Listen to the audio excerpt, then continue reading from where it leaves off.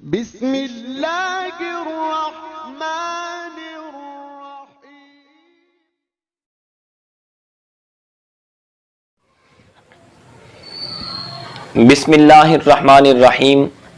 الصلاۃ والسلام علیکہ یا سیدی یا رسول اللہ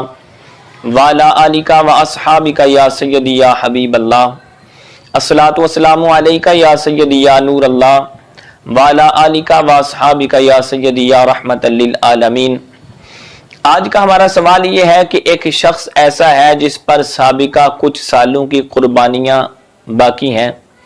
مثال کے طور پر اس کے ذمہ میں 4 سال کی قربانی باقی ہے۔ وہ تھا صاحب نصاب مگر اس کے باوجود اس نے قربانی نہیں کی، لیکن اب وہ چاہتا ہے کہ اس سال گائے وغیرہ کوئی بڑا جانور لے کر جو گزشتہ سالوں کی قربانی رہ گئی ہے ان کے حصے بھی ڈالے اور اس سال کا حصہ ڈال کر اس سال کی قربانی بھی ادا کر لے۔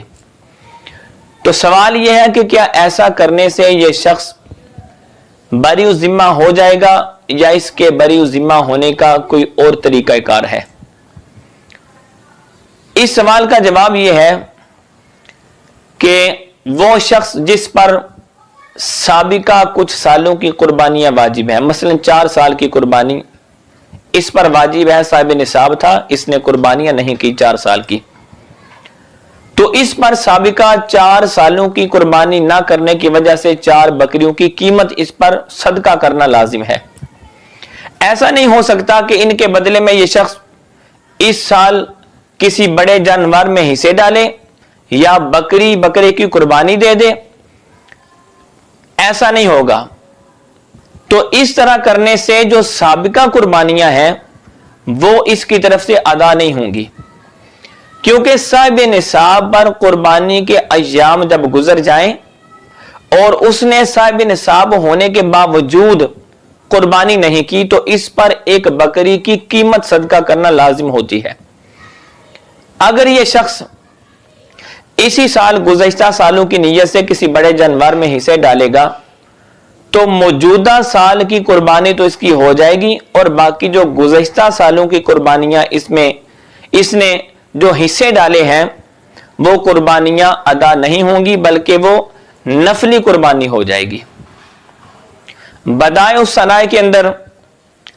مصنف علیہ رحمہ فرماتے ہیں کہ قربانی کی قضا خون بہانے یعنی جانور ذبح کرنے سے نہیں ہو سکتی، کیونکہ خون بہانا عقلاً یہ قربت نہیں ہے۔ اسے جو قربت کہا گیا ہے یہ شرع کی وجہ سے، شریعت کی وجہ سے اس کو قربت کہا گیا ہے، کیونکہ جس کی وجہ سے یہ ایک مخصوص وقت میں قربت قرار دیا گیا ہے اس کو، تو اس کا قربت ہونا ایک مخصوص وقت تک ہی محدود ہوگا، لہذا وقت ختم ہونے کے بعد اس طرح جو قضا ہے وہ اس کی ادا نہیں ہو سکتی۔ اسی کتاب کے اندر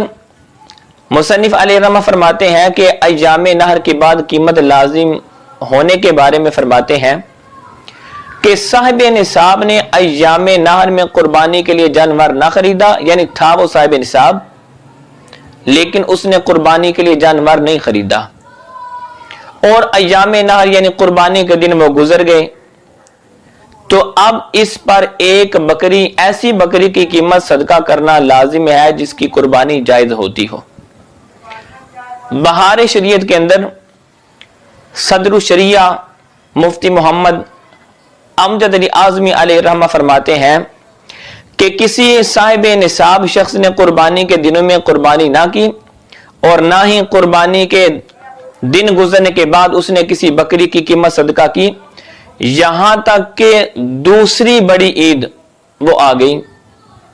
اب یہ چاہتا ہے کہ گزشتہ سال کی قربانی کی قضا کر لے، تو فرماتے ہیں ایسا نہیں ہو سکتا،